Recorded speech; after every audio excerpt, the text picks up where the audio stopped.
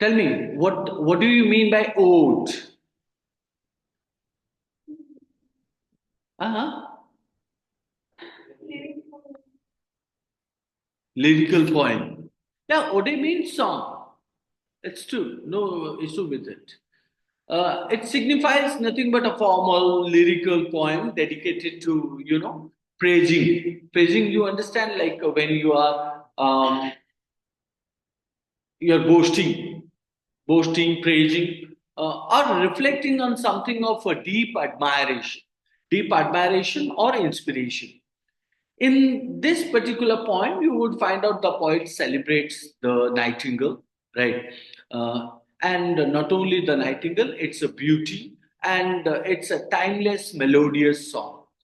We all know that when we talk about nightingale, nightingale signifies what? Nightingale signifies eternal beauty. Eternal beauty means permanent beauty, right? So therefore, when we talk about ode to a nightingale, it signifies a formal lyrical poem praising or reflecting on something of deep admiration or inspiration. And in this case, we find out the poet celebrates the nightingale and its beauty, and it's a timeless, melodious song. The nightingale serves as the central figure, right? Inspiring the poet, poet's emotion, reflections, and a desire for nothing but transcendence, right?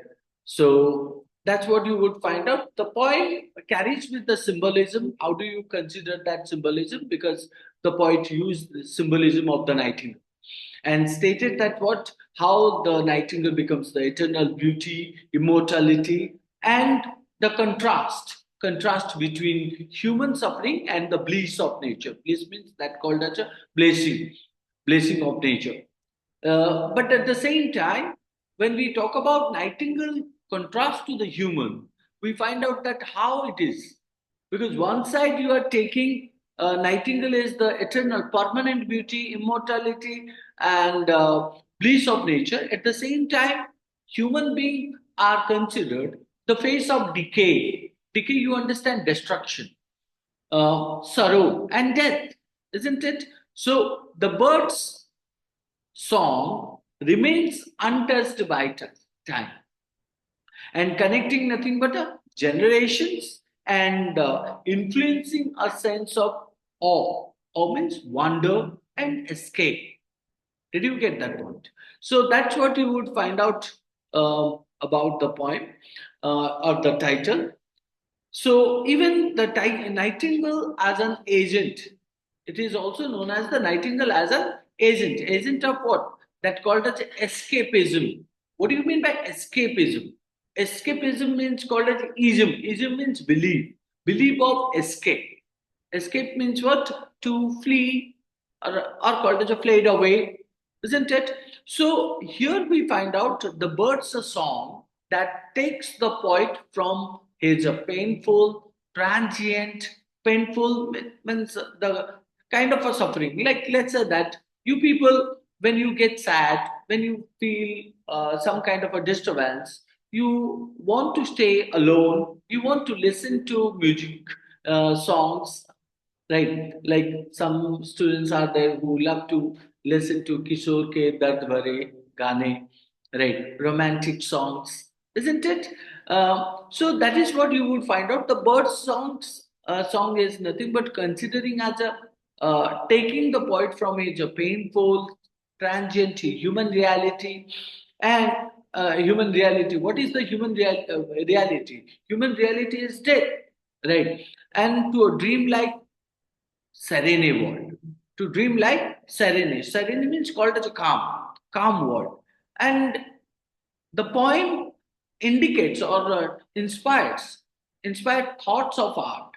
And even if you talk about the music of Nightingale, that is nothing but an imagination and the transcendences of morality, right? So, or you can say that mortality. Here, if I talk about the title called as a Nightingale, Ode to a Nightingale, you can find out it mainly focus on the Nightingale's role. Nightingale's role in influencing what this transformative experience. What this transformative experience? How your life with that is filled with a pain turns to calm and serenity, right? So the poet tries to portray what? Portray the nightingale as a universal figure whose song has resonated or connected through history with emperors. Emperors means rulers, commoners, and mythological or biblical, what you can say, characters. Biblical characters like Ruth, Ruth. By dedicating the ode to a bird, the poet tries to do what? Focuses its uh, endurance or enduring. Enduring means called as a period of time that matter the most, and the profound impact or huge impact of its of Nightingale's song on whom? On human emotion, isn't it? So therefore, we consider the title "Ode to a Nightingale" is appropriate, right? Because that captures the essence of the poem. Essence means called as quality of the poem, right? Which is nothing but a meditative journey. Right. So meditative journey means called as a calm and serene journey, centered on a nightingale's symbolic and emotional importance. It also emphasizes the poet's admiration for the bird, right, and its ability to inspire thoughts of beauty, immortality, and the contrast between the passing nature of human life and the timeless charm of nature also, or called as the enduring means charm of nature. Well, let's go to the point. If you see that what there are a couple of stanzas like stanza 1. Okay, so stanza 1, what does it say? My heart acts and a drowsy numbness pains.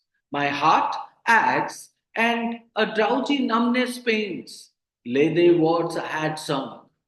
So the poet feels a deep sadness and a sense of numbness. Deep sadness and a sense of numbness, as if he has drunk poison or a strong drug. So he compares it to, sinking into oblivion. Sinking means falling into oblivion. What do you mean by oblivion? Oblivion indicates that something which is not exist, or nothing exists after death, or nothing exists after birth.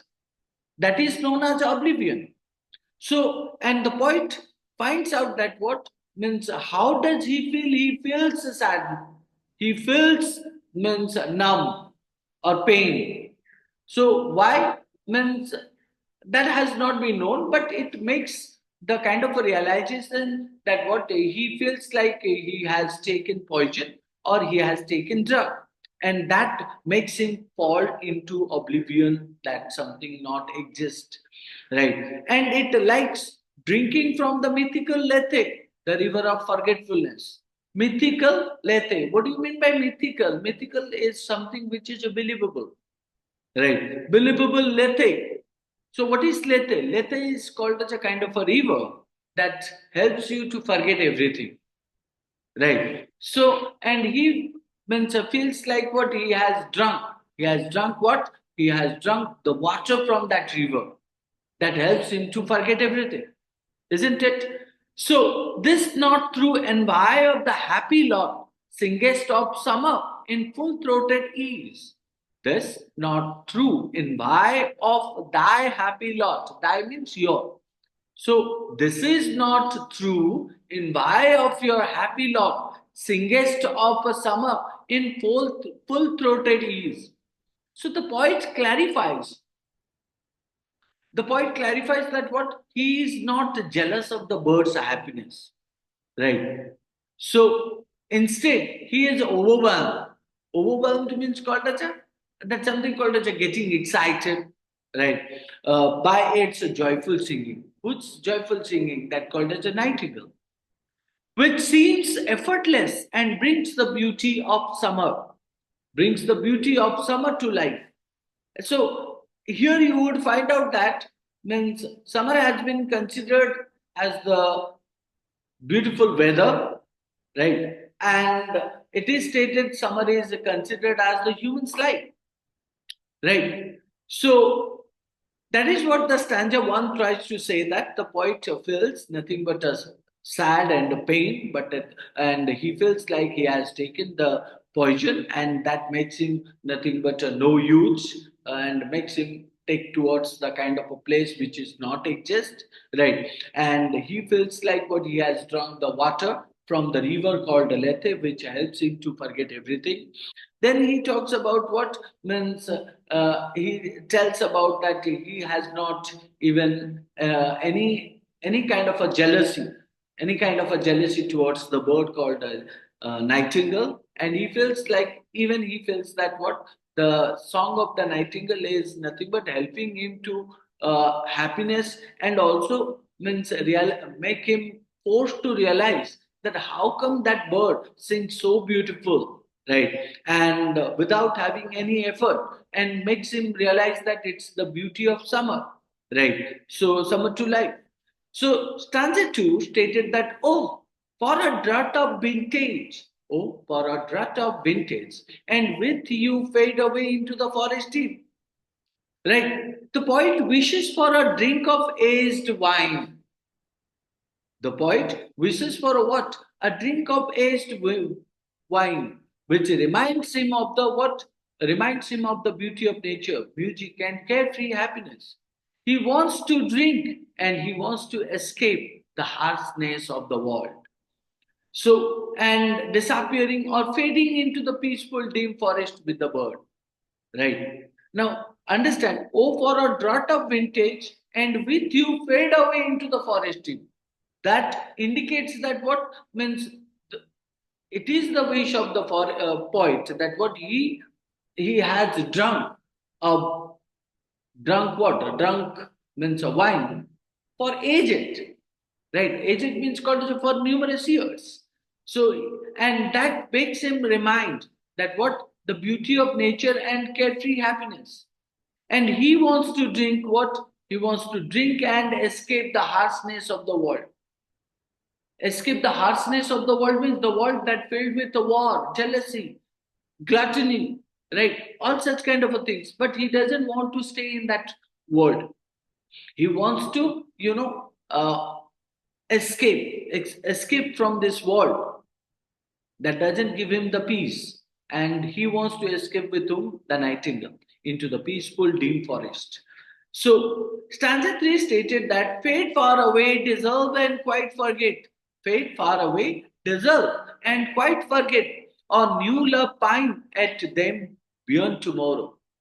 So, fade far away, dissolve and quite forget, or new love pine at them beyond tomorrow.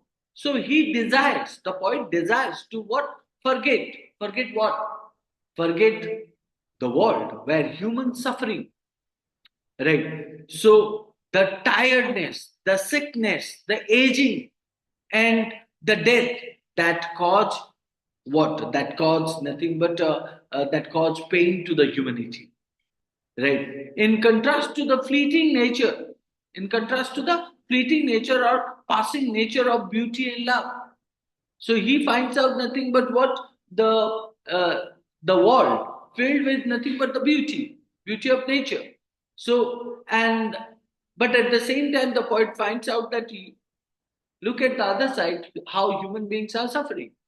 Human beings are getting tiredness, or human beings are full of sickness. Human being nothing but aging is something that happens to them, right? And death is something which is nothing but means uh, truth to the humanity, and therefore he feels like what means, he feels that the bird's song is nothing but a permanent and untouched by sorrow, right? It means you can say that the nightingale that sings such a beautiful song, which makes him nothing but a permanent existence, and also indicating nothing but different from the sadness. And somebody who feels sad will get into the happiness once he listens or she listens to the song of this. Away, away, for I will fly to you through verdurous glooms and winding mossy ways. Away, away, for I will fly to you through verdurous glooms and winding mossy ways. So the poet imagines what? The poet imagines escaping to the bird's world, the nightingale's bird's world, not through physical means like drinking, but through the power of poetry and imagination. Now, do you realize that the kind of a drink he drank, right? He realizes that what it makes him forgetfulness. It makes him feel like what poison. It makes him that what oblivion, right? So, but the other side, the poet says that such kind of a drink I don't want to drink. What I want to do now, I want to means uh,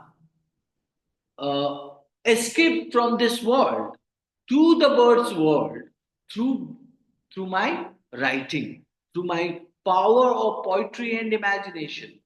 So he envisions or he sees the moonlit night. He sees the what? Moonlit night and the mysterious green paths of the forest. Right. So, and therefore he stated further, I cannot see what flowers are at my feet.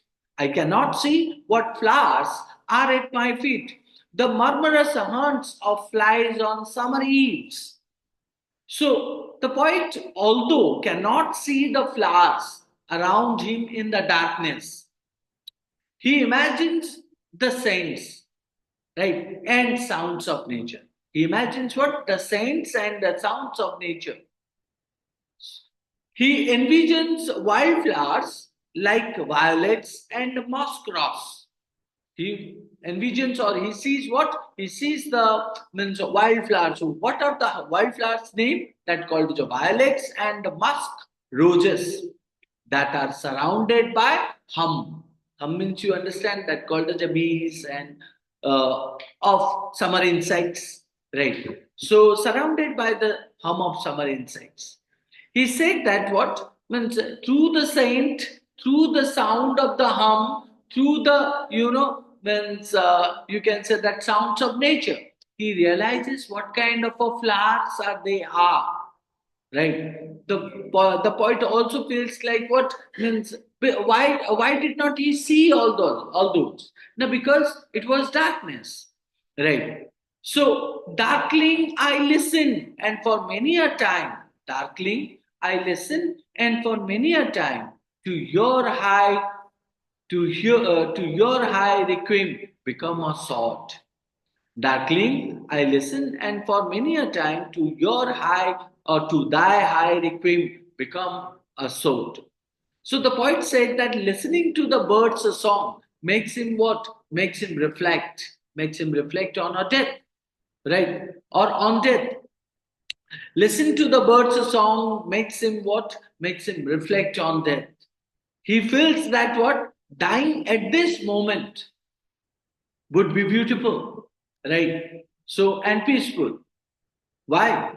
Now, with the birds' music as a requiem. Requiem means called as a funeral song, right? So, birds' music is considered as a funeral song. Yet, he realizes that the bird would continue singing. So, while he would become part of the earth, right or not? So, until it is finished, he would not die. So, thou wast not born for death. Thou wast not born for death, immortal bird of perilous seas in fairy lands forlorn. The poet calls the nightingale immortal, right? So why? Now because nightingale's song has been, heard throughout history by people from all walks of life, right? Children, adolescent, old age, right? So he imagines that the nightingale's song might have comfortable. So comfortable or comforted. Comforted to whom? Comforted to Rath, Ruth. Now, who is Rath? Rath is a biblical figure. Rath is a biblical figure. Or you can say that what? are inspired magical stories, right, of enchanted lands. Enchanted means that called as a happy lands or called as a beautiful lands. So, for learn the very word is like a bell. For learn the very word is like a bell. Played is that music. Do I wake or sleep? So, for learn the very word is like a bell. Played is that music. Do I wake or sleep? Now, what do you mean by the word for learn? You can say that what? The word for learn brings him back to reality. Right. So, and fallen is nothing but indicating as a dreamlike escape. Right. He was away from his dreamlike escape. So he bids farewell or he says bye. He says bye to the bird. Which bird? Nightingale. Whose song actually means fades into the distance. So that's why forlorn. The very word is like a bird, like a bell. So bell means what? Warning bell. Now you come, you wake up, you get up, right? You come out from your dream. So that is why means he came out from the reality. He came back to his reality. So, and because he was away from his reality and he went to the his dreamlike escape, right? So he bids farewell to a bird or to the bird, whose songs actually takes him into the distance. He wonders or he thought if what he experienced was real, what he experienced that called as the sound of the birds, or just a dream, and leaving him in a state of what? Confusion and reflection. So, all total, if you talk about that, the poem captures the poet's journey. The poem captures what? The poet's journey. Journey of what? Escapism. Right. So, escapism, how? Through the nightingale's song. Right. So, and it moves from a deep desire escaping for escaping to a return to reality, right?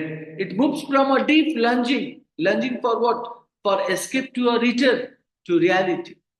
So, and that filled with nothing but that filled with nothing but awe or means a thrilled and a sense of loss, right?